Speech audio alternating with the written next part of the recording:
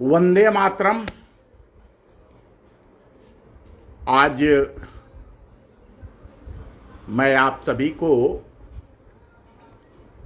बलिया जिले से शुरू हुई उस निर्णायक जनक्रांति की कहानी बताने के लिए उपस्थित हुआ हूं, जिसने ब्रिटिश औपनिवेशिक शासन की जड़ों को हिलाकर रख दिया था। हम सभी जानते हैं कि बलिया पूरे देश से 5 वर्ष पहले ही आज़ादी का स्वाद चख लिया था। तत्कालीन ब्रिटिश कलेक्टर मिस्टर जे निगम और रियाजुद्दीन अहमद की साजिश एसपी जो थे, उनकी अगर साजिश सफल नहीं हुई होती तो निश्चित रूप से जैसे पश्चिम बंगाल का मिदनापुर लगभग 4 वर्षों तक आज़ाद रहा, सतारा 2.5 वर्षों तक आज़ाद रहा, बलिया की आज़ादी भी रही होती। लेकिन बलिया की आज़ादी का महत्व इसलिए अधिक है कि ब्रिटिश साम्राज्य को हिलाने में, ब्रिटिश साम्राज्य के खिलाफ खड़े होने के लिए इसने दुनिया के तमाम ब्रिटिश गुलाम देशों को एक राह दिखाने का काम किया था। आइए चलते हैं 9 अगस्त 1942। ब्रिटिश औपनिवेशिक शासन से सभी गुलाम देश त्रस्त थे। इस भारतीय उपमहाद्वीप, जो वर्तमान समय में भारत, पाकिस्तान, बांग्लादेश, अफगानिस्तान, म्यांमार, इन पर भी ब्रिटिश सरकार अपनी चाल चल चुकी थी। कांग्रेस का एक बड़ा वर्ग भी ब्रिटिश गवर्नर की वादा खिलाफी से काफ़ी नाराज था। लेकिन महात्मा गांधी जी इस अगस्त क्रांति आंदोलन को तत्काल प्रारंभ करने के पक्ष में नहीं थे। यह हम सबको ठीक से जानना चाहिए कि अभी तक का जो इतिहास पढ़ाया गया, उस इतिहास में यही बताया गया कि 1885 में मिस्टर A.O. ह्यूम, जो एक ब्रिटिश ICS अफसर थे, उन्होंने कांग्रेस की स्थापना की थी और वह कांग्रेस ब्रिटिश सरकार के इशारे पर चल रही थी।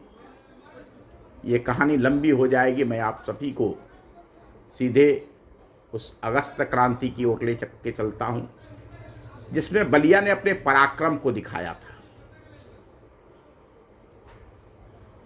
जैसा कि मैंने बताया कि जो 7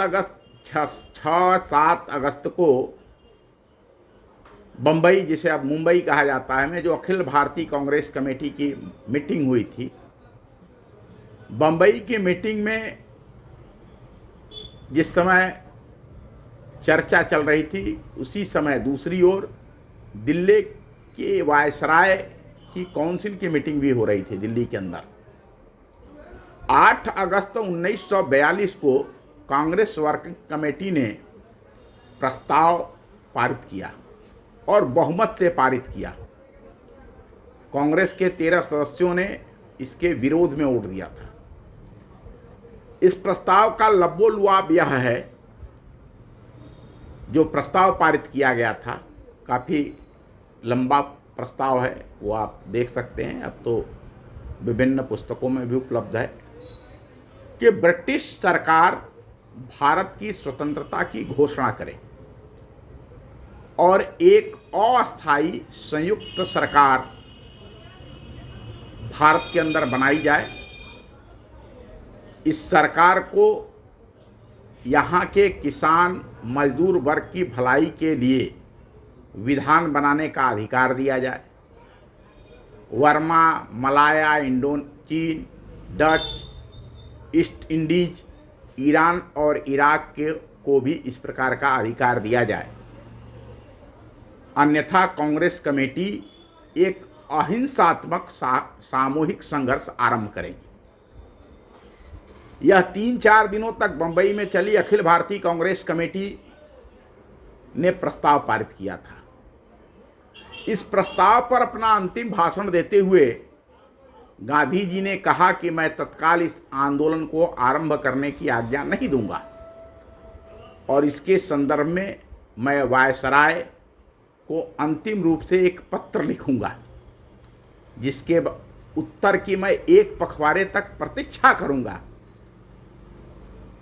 अगर 1 सप्ताह 1 पखवाड़े तक 15 दिनों तक उसका उत्तर नहीं आया या वायसराय ने किसी माध्यम से हमसे संपर्क नहीं किया, तब यह अगस्त क्रांति के आंदोलन को प्रारंभ करने के बारे में हम लोग विचार करेंगे। लेकिन सरकार को खुफिया जानकारी प्राप्त हो चुकी थी कि ये जो कांग्रेस ने प्रस्ताव पारित किया है, इसमें कांग्रेस के ज़्यादातर लोगों की सहमति है। गांधी जी के दबाव में इस प्रस्ताव में बातों को घुमा फिरा के लिखा गया है और इस मुद्दे पर गांधी जी की बात कोई नहीं मानेगा। जैसे ही कांग्रेस की वर्किंग कमेटी ने इस प्रस्ताव को पारित किया, उसी दिन ब्रिटिश सरकार ने देश के सारे अखबारों पर प्रतिबंध लगा दिया और कांग्रेस के सभी बड़े नेताओं को गिरफ्तार कर नज़रबंद कर दिया, जिसमें महात्मा गांधी, जवाहरलाल नेहरू, सरदार वल्लभ भाई पटेल, मौलाना आज़ाद, ये तमाम नेता थे। इन सारे नेताओं को बंबई से गिरफ्तार करके पुणे के आगा खां पैलेस में नज़रबंद कर दिया गया। उस समय संचार के इतने साधन भी नहीं थे।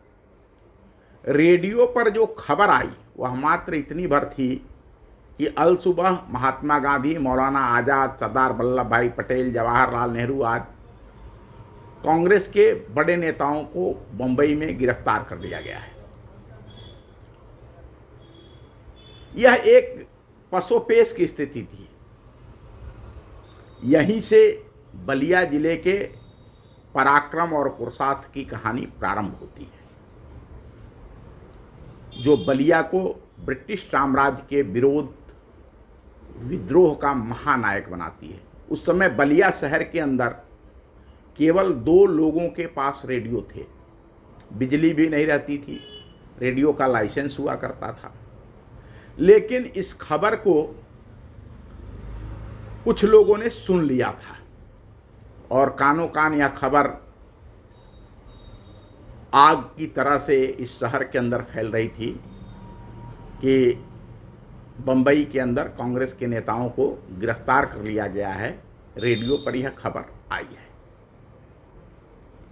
उस समय इस जिले में 5000 कौमी सेवा दल के प्रशिक्षित कार्यकर्ता थे।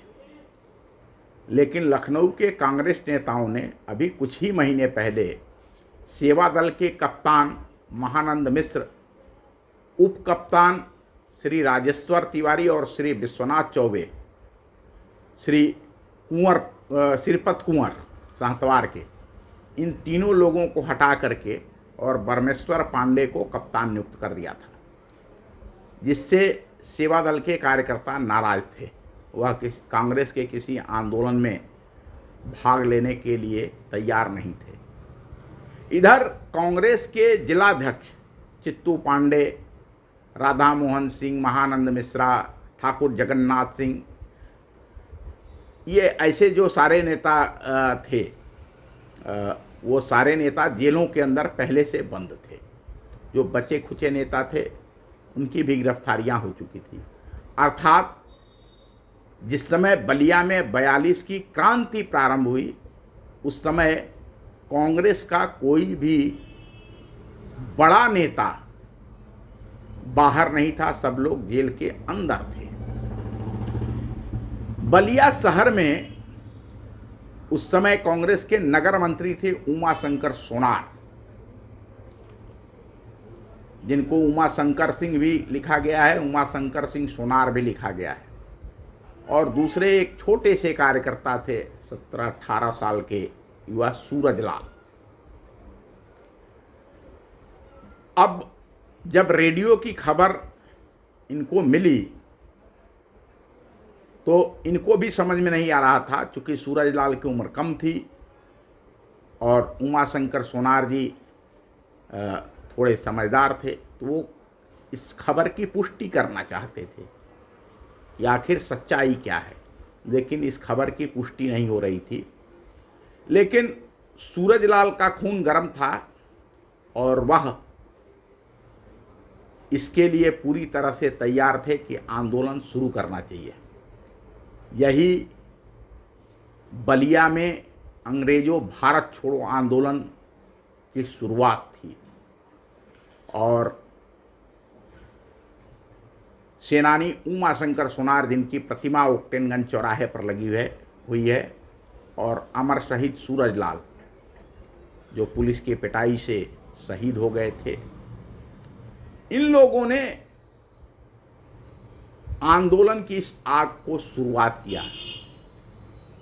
घूम घूम करके गली मोहल्लों के अंदर लोगों से कहा कि कल 10 अगस्त को एक जुलूस निकलेगा चौक से, जिसे अभी शहीद पार्क कहा जाता है, आप लोग वहां आइए। ये 9 अगस्त की कहानी है जो मैंने आपको बताई। इसी चैनल पर आपको 10 अगस्त की कहानी भी सुनने को मिलेगी। नमस्कार, धन्यवाद, वंदे मातरम।